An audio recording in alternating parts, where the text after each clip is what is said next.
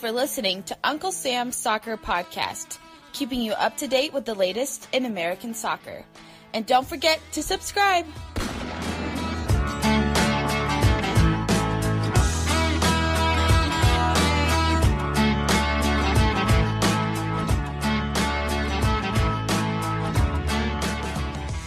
Hello everyone, welcome to Uncle Sam's Soccer Podcast. My name is Steven Jodarand, and joining me as always, Jake Watroba and Armand Kafai. On today's episode, it's part one of our conversation with Alexi Lalas as Gregg Berhalter makes it 3 for 3, Tyler Adams plays right back, and Wil Trapp finds a role. Come back tomorrow for part two of our conversation with Alexi.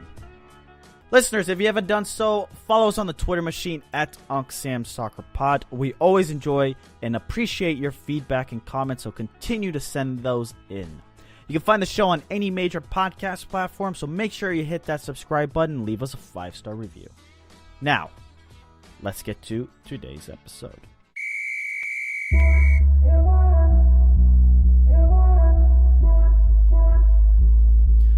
Alrighty, fellas. Let's talk about some more U.S. men's national team. You know them, at Armand Kafai, at Jake Watroba. No pleasantries. Let's get straight to it.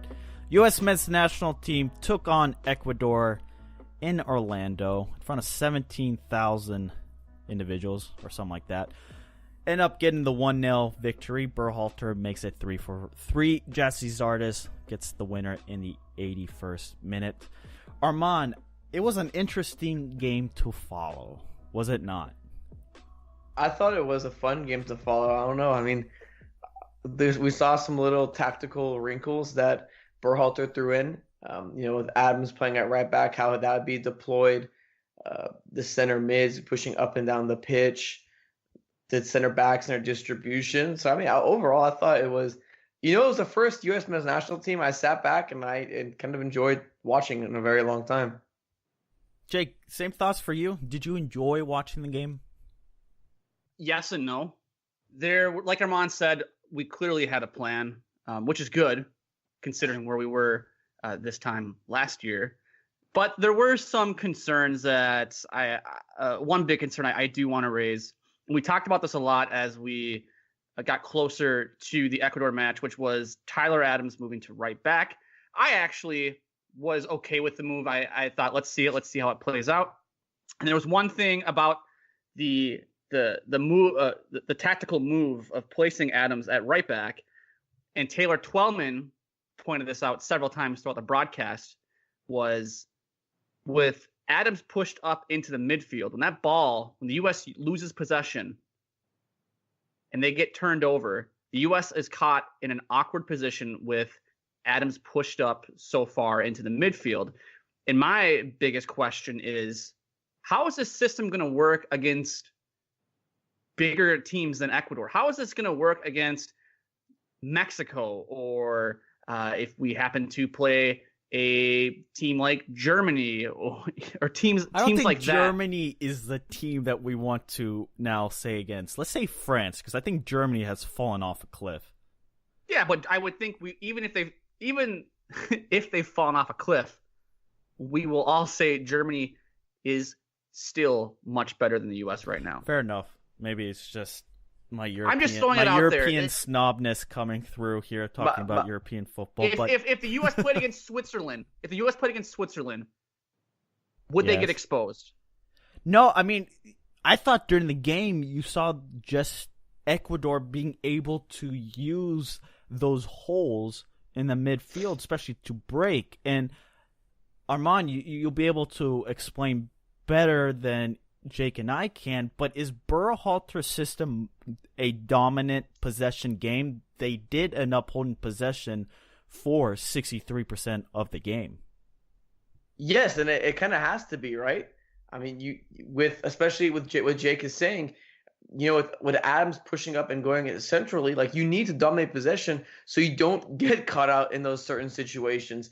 Yeah, I would say Berhalter's system is like that, but specifically with Adams, I know when Guardiola, I don't want to mention the Guardiola link, but when City tucks in their fullbacks, it's to try to limit transitions. So if there's a transition play, boom, they can get onto it immediately. I'm not sure if the U.S. has that skill of players to implement a system like that.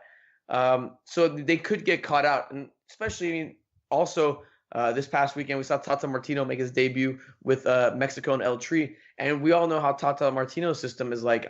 I would expect that area, especially with dynamic player, maybe such as a Chucky Lozano, to exploit that space, and then if you get that space exploited, you're in a little bit of a pickle, especially when you're playing against Mexico and not Ecuador, who's looking not to score, to be honest. On the flip side of that, we're talking about the defensive shape here of the U.S. men's national team. Brooks and Long did play well. And I think this is a big positive because a lot of questions are surrounding the defensive center back pairing. Who is it going to be? And they kept Brooks and John kept things organized, kept things moving, and good distribution out of the back. And I think this is critical for a Berhalter system that does want to play that possession game. And it would limit that hole of Adams pushing into the midfield where you would have on that right side. No, I mean, the center backs, I think, have to play a massive role. And especially in a possession-dominated system, you want them to be able to break lines and skip lines as well. So you don't want them to just play that easy pass, maybe to Adams or to Wil Trapp in that role, or whoever's the center mid. You also want them to skip lines too, whether that's, the middle's all kind of, I guess, clogged up. All right, let me skip past and find Jordan Morris on the right-hand side. Or let me skip and find Paul Arriola. Or, let me skip the defensive line and go find Pulisic, who can then lay it off, and we'll just go from there. I think skipping lines is important. The Red Bulls are really good at that in MLS play with where the ball's at. They like skipping lines, and we have to reach our FC Dallas quota during the show. So FC Dallas actually did that as well yesterday, just trying to skip lines instead of being possession dominant, sacrificing some possession. I think they have played an important role, and they have to be good on their feet, which I think both were during the match. Guys, I think it's time that we issue an apology letter to Wil Trapp. 100%. He played a very good game, I thought, getting the balls out, spraying balls all over the pitch, as Steven alluded to in your little post-match assessment on Twitter. Did a good job distributing the ball, and I think it just shows how well Wil Trapp can play when he's under a competent coach in a better, more organized system under Gregg Berhalter. Doesn't it justify Berhalter's decision of calling up who he did? Because there was so much criticism surrounding his roster to begin with these friendlies that they're justified in the sense that, and I think Armand perfectly summed it up, is Berhalter is not looking for the most talented players. He's looking for the right players for his system. Yeah, no, you're right. Exactly. And like we talked about a couple shows ago, is Wil Trapp and Gyasi Zardes are probably going to be used to teach other players on this team how to play within Gregg Berhalter's system. Yeah, I mean, it's not like magic. People were saying, hey, like, where the point of coach is, this, that. It's like, you still need guys that are comfortable with the system and say, hey, some people like learning best from example. You have an example out there, like Wil Trapp or, Zardes of, hey, how's a forward want to play in that role? Then it helps a lot more when you can actually see it than, just, with the tactical whiteboard, just drawing on lines. I mean, I think Wil Trapp, spraying the balls around was pretty great. I'm honestly curious to see what's the depth in that position, because Jake, every time you brought it up in that one pod with Jason, it just keeps bringing it. I just keep being reminded of it. Who else do we got that could play that role as well? Because I mean, will Bradley be a starter in the World Cup? Probably not. Is Wil Trapp good enough? I'm not sure, but he looked pretty solid that day. Is there anyone else that can back him up? Well, I mean, watching that U23s, scary thoughts. Knowing that position is a huge hole after Wil Trapp. And I mean, I'd be interested to see if a guy, maybe like Chris Durkin steps up or something like that, but I think it's a little too early to tell with those guys. It's a little scary thought because, I mean, like I said, I think it's a really important position in terms of, that distribution and being just defensive. I think those are all key instructions that Berhalter wants. But I mean, overall, guys, I enjoyed watching U.S. soccer for the first time in a little bit. I can't lie to you. There you go. Hashtag what? Trust the process. With the win, Berhalter followed Bob Bradley as the second men's national team head coach to begin his tenure with 3 straight victories.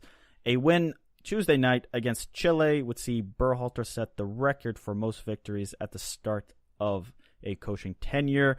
It's a little bit of a flawed statistic when you're playing Costa Rica, Panama, and Ecuador. It's not necessarily some of the powerhouses within world football, but I'm sure the Federation took note and wanted Berhalter to get on some easy victory, so I think it would calm the fan base. Guys, before we get to Alexi Lalas, start going around with Jake.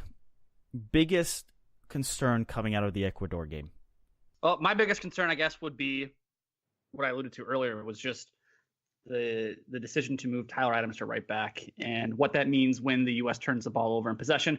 Like I said, I'm concerned with what this team is going to do when they play a better opponent and how they're going to react to a better counterattacking team than Ecuador. And if that means maybe you are forced to play DeAndre Yedlin as the winger so he can get back and cover for Tyler Adams when the ball gets turned over and he's stuck in the midfield, then I think that also probably creates some problems on the attack too. So we'll definitely have to wait and see how that whole thing plays out. Yeah, the biggest concern for me was Weston McKennie's injury, to be honest with you. It was a nasty ankle sprain. Some ligaments allegedly have been, affected. Hopefully he's okay for the Gold Cup, but losing a guy like him, especially getting valuable club minutes at a team like Schalke in a very high-pressure situation in the relegation zone, those are really big moments for him to learn, and it sucks that he got injured on that play. My concern is where the goal is going to come from. I think I'm going to pound this drum for a while. We are still very uncreative in the final third. And finishing, we need finishers. And right now we have somewhat creators. We just don't have any clinical finishers. And until we find that position or that player to fill in that position, it's going to be a concern, because there are games where you could dominate possession for 60, 70% of the game. But if you can't finish, it all goes to waste. So we'll see how it is. Up next, Alexi Lalas.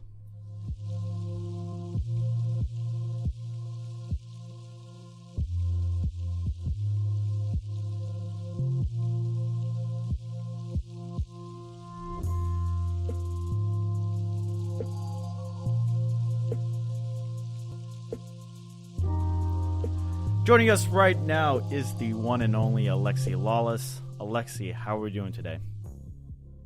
Gentlemen, greetings from Los Angeles. What am I doing today? I have some AYSO in my future, and I'm sitting here in my office working up a new batch of takes for the week, including a little rant on the U.S. men's national team as it gets back again under the Gregg Berhalter era, and for the first time this week, as you guys know, the integration of the European players. So we're seeing how that continues to progress.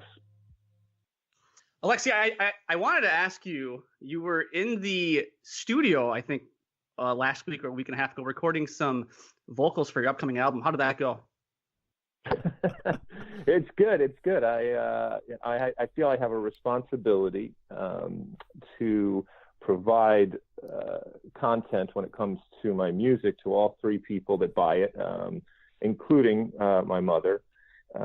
Although at times she's my worst critic, so I don't even know. Maybe it's only two. But yeah, so I'll put out another album this summer. I'm in the middle of finishing it up here. So I was doing some vocals last week. It's a labor of love, something I continue to do. Just straight ahead pop rock, put it in your car, put the windows down, drive fast, and crank it up. So that's what I do to relieve myself if there's ever any time of stress or consternation when it comes to life and my real job. Oh, that sounds exciting. Can't wait to listen. But Alexi, let's talk about the Ecuador game. Here in the first segment, we're discussing Tyler Adams playing that right back position. Overall, what were your thoughts about that? Well, I'm staring at my screen here, and I'm writing about, not just the Tyler Adams situation, but this continued, this work in progress that is the national team under Gregg Berhalter, and specific for something like the right back position. And we saw Lima play it earlier on, albeit against much lesser quality. And this whether you agree or not with Gregg Berhalter, I think we all have to at least respect the fact that he's been pretty clear and upfront and very public about how he wants to play. And I've always said that I'd rather have a flawed plan than no plan at all. And certainly, at the very least, Gregg Berhalter has a plan. Now, we can agree or disagree as to its right. And when it comes to something like Tyler Adams playing this hybrid type of right back position that morphs into a much more central type of midfield position when they're attacking and then moves back in, that's interesting to me. I don't know ultimately how it works out, but I think he's not alone in terms of now trying to understand exactly what Gregg Berhalter wants. And it's Gregg Berhalter's responsibility to both explain it to Tyler Adams. And, I don't think we got a whole lot out of the game the other day as to if this is going to continue on. But the other part is to make sure that Tyler Adams, if it's Tyler Adams or anybody else, buys into it. And I'll give you a little preview of what the question that I'm asking this week on my podcast is the State of the Union is, what happens if we find that the system that Gregg Berhalter is implementing doesn't necessarily complement all of the, let's say, much more high profile players like a Tyler Adams, like a Weston McKennie, like a Christian Pulisic? Is that okay with people if you start to say, well, you know what, just because they're making a lot of money and they're playing at the big leagues in the world, if they don't fit the system, is it okay to look at somebody else? Is it okay, even dare I say it, not to have them involved? Now, I still think that guys like Tyler Adams are still going to be involved, but it does bring up an interesting question as to I always say that the national team isn't about the best players. It's about the best collection of players. And with this new system and his ability to articulate it very publicly, everybody understands what it is. And it might not be the players that we put on a pedestal that ultimately make this system go. So that's what's going to be fascinating for me as we go on, not just in these upcoming games, but obviously as we get into the summer where it really matters in the Gold Cup. And we start to really judge Gregg Berhalter, and we start to really judge this implementation of this system going forward. So it's a fun time and a really interesting time, I think, right now to be watching this U.S. men's national team kind of come into being under Gregg Berhalter. Alexi, you somewhat not stole my take, but we have similar thoughts. My question is Berhalter, as we see his game plan here, and that as that progresses, is his plan A maybe too complex? B, do the players not fit the system? I wonder how this is going to work out, and is he going to be flexible and change it to the players, or is he going to select the players for his plan? Yeah, I mean, I think we're looking at somebody that's a true believer. And, I've known Gregg for years. And, I love the fact that he is a true believer. I mean, if you don't believe in what you're doing yourself, then nobody's going to believe in it. And as I said, we don't have to necessarily agree with it. But what I don't want to see happen is that we're winging it. And for too long and too often, I think we have gone out there and we're winging it. And that's not something that I want. And I know that's not what players want. You may not agree ultimately with what you're being told, but I don't think any player at any point is under Gregg Berhalter is not going to know at least what their responsibility is. They may question whether they can do it or whether they want to do it, but it's very, very clear as to what they're going to do. Now, look, this is real early days in terms of Gregg Berhalter as a national team coach, which is a very different proposition than being the coach of Columbus or any type of domestic club team. And so he's going to have to certainly adjust. And I think he'll be a different coach a year from now than he is right now. This summer, once again, is going to be really interesting to see if he does adjust his thinking or if he is a romantic. And can you afford to be a romantic when you're coaching the national team? It's one thing if you're coaching Manchester City or if you're coaching Brazil. You can afford to be romantic and you can afford to stick to your guns at all costs and with what you believe is true. But when you're playing, when you're a coach for the U.S. men's national team in 2019, it gets a little bit more difficult to do that and to stand on principle when ultimately we judge results. I mean, the game the other day, they won. And they have not lost yet under Gregg Berhalter, and that's a good thing. Results are very important, even though we try to peel it back and say, well, they're not the most important thing. We have to see what this process is all about right now. But ultimately, you're getting results, and I know at times it's not always pretty, but I think the bigger picture is Are they working and progressing and evolving and getting better at what we think this Gregg Berhalter system has come to be defined as? I just wanted to go back to the Tyler Adams switch, Alexi. Watching that, I know we didn't take that much from the friendly, but watching that position, there was kind of times where Adams' side was a little exposed because he tucked in so much, and Ecuador was able to find that passage through a counter. Do you think that might be a concern, going into May matchups against teams that maybe weren't like Ecuador and maybe are more attacking minded and want to go attack through that side? Yeah, I mean, yeah, and that's the danger. And look, Gregg Berhalter understands this, and I think the team understands that they were playing against a team that wanted no part in attacking, and that's going to happen. That's going to happen going forward, especially in CONCACAF when we know we're going to face some inferior competition, and we're going to be asked to break down a team. Now, the danger will be if and when that team comes about and they have the ability to counter, and they're much more deadly in terms of that, just taking one or two opportunities that they get. And when that space does open out and it becomes more of a three in the attacking, and then that transition happens and that space is open. Yeah, I mean, that's what's fun right now of seeing this, is how Gregg Berhalter is articulating it, how the different players play it, whether it's, earlier this year we saw Lima play it, but now we've seen Tyler Adams play it. Does DeAndre Yedlin ever get a chance to kind of go back and say, yeah, I can still do that? Or does Gregg Berhalter, as he's made mention over the last week, say, no, I see him as a much more attacking type of option? So I think there's a whole lot, there's still a lot of questions as to how this is going to work, what the personnel is going to be, and more importantly, look, this isn't about qualifying for the World Cup. That's something that we should expect, notwithstanding the failure that we had last time. This is ultimately about going to a World Cup, doing well, and yes, about winning a men's World Cup. And in order to do that, you have to compete against the elite in the world. So we know that we are going to play against elite teams, and elite teams don't always have all the possession. Some elite teams are elite because they can just drive that dagger in at that moment when they have that transition, because they have the speed and they have the quality to kill you, even when they don't have the ball. And then when that turnover happens, they are deadly. So yeah, there's still a lot to be decided as to, and I'm not just talking about the right back position. I'm talking about this whole team as to, for example, playing out of the back. It's all fine and well when you're playing against inferior competition or competition that's not going to put a tremendous amount of pressure on you. But what happens when someone brings the HP sauce, that high pressure sauce, and they're very, very good at dispossessing you in really dangerous areas? Are you still going to try to play out of the back? It reminds me of the movie Tin Cup, where the last scene is the golfer just trying to get the ball over the water, and he's a romantic, and he's not going to drop, and he's not going to lay up or anything like that. He's going to go for it each and every time. And there is a romance to that. Yeah, there's a respect factor that comes to that. But ultimately, if you lose, is that something that you want to be a part of? Listeners, come back tomorrow and catch part 2 of our conversation with Alexi Lalas as we discuss Christian Pulisic and the number 10. If you haven't done so, follow us on Twitter at UncSamSoccerPod, at Steven Jodderant, at Armankafai, at Jake Watroba. And until tomorrow.